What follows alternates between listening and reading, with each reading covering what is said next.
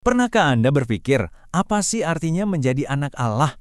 Nah, dalam pembahasan kali ini, kita akan bedah tuntas salah satu kebenaran paling fundamental dalam iman Kristen. Apa artinya menjadi ahli waris Allah?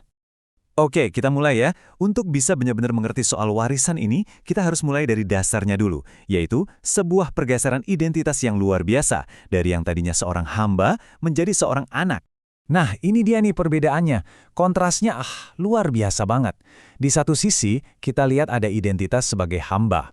Hidupnya itu gimana? Ya penuh ketakutan akan hukuman, terikat sama peraturan. Hubungannya jauh, nggak ada jaminan masa depan. Tapi, coba lihat sisi satunya. Perubahan total menjadi anak. Ini bukan lagi soal takut, tapi soal kasih karunia dan cinta. Seorang anak itu punya akses penuh, punya kedekatan, dan yang paling penting punya hak waris yang tak terhingga. Oke, pertanyaannya sekarang, gimana caranya transformasi radikal ini bisa terjadi? Dari hamba kok bisa jadi anak? Jelas ini bukan proses yang alami ya, melainkan sebuah tindakan ilahi.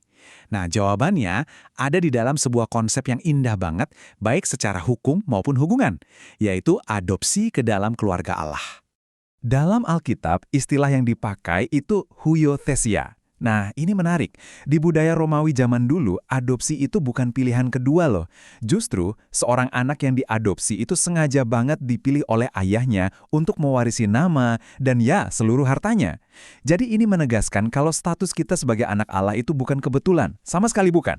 Kita itu dipilih secara sadar karena kasih karunia-Nya yang akhirnya memberi kita status penuh dan super istimewa di hadapannya. Ayat ini benar-benar jadi dasar alkitabiahnya kan?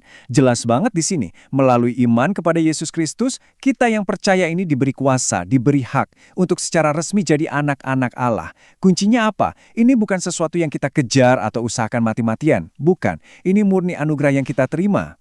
Oke, jadi secara hukum kita udah diadopsi nih. Tapi, gimana caranya status hukum ini jadi sesuatu yang nyata, yang hidup di dalam hati kita?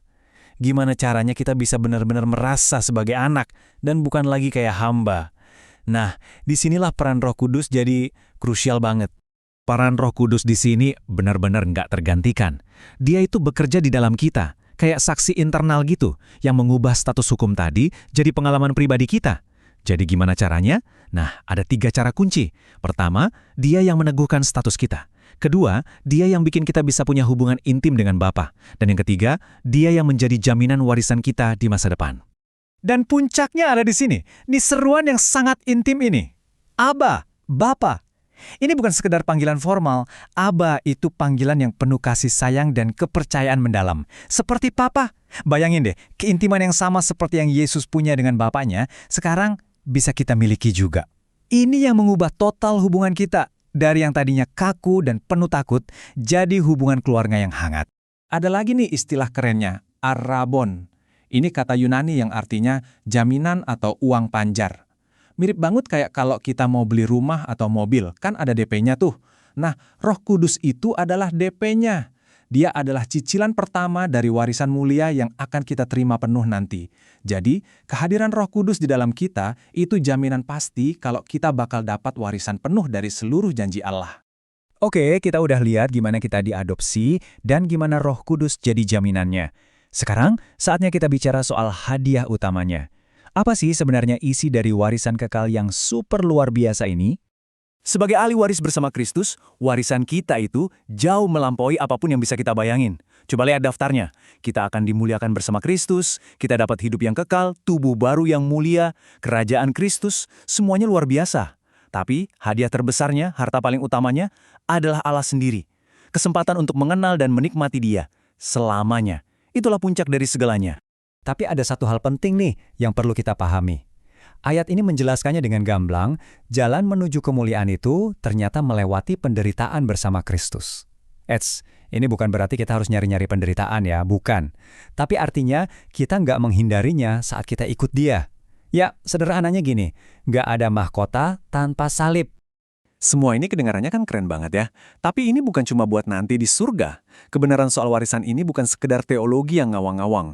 Justru, ini sangat-sangat praktis dan punya dampak langsung ke cara kita hidup hari ini, setiap hari. Coba deh renungkan sejenak.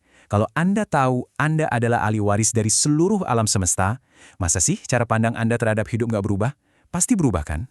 Ini benar-benar membingkai ulang semua perjuangan kita. Cara kita melawan dosa jadi beda.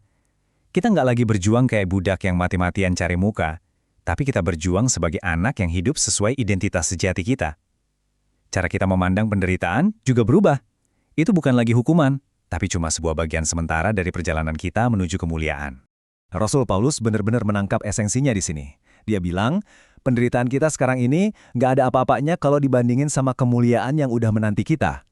Ibaratnya gini deh, apa artinya kehilangan uang 1.000 perak kalau Anda dijanjikan warisan triliunan rupiah? Nggak ada artinya kan? Jadi inilah kesimpulan besarnya. Identitas Anda sebagai ahli waris Allah yang dipilih, yang diadopsi, yang dikasihi, itu bukan sekedar fakta teologis, bukan. Itu adalah sebuah kekuatan yang bisa mengubah segalanya dalam hidup Anda. Ini adalah kebenaran yang memang dirancang untuk dihidupi. Jadi pertanyaan terakhir untuk kita semua renungkan adalah, kalau Anda tahu siapa diri Anda sesungguhnya, bagaimana Anda akan menjalani hidup ini secara berbeda, dimulai dari hari ini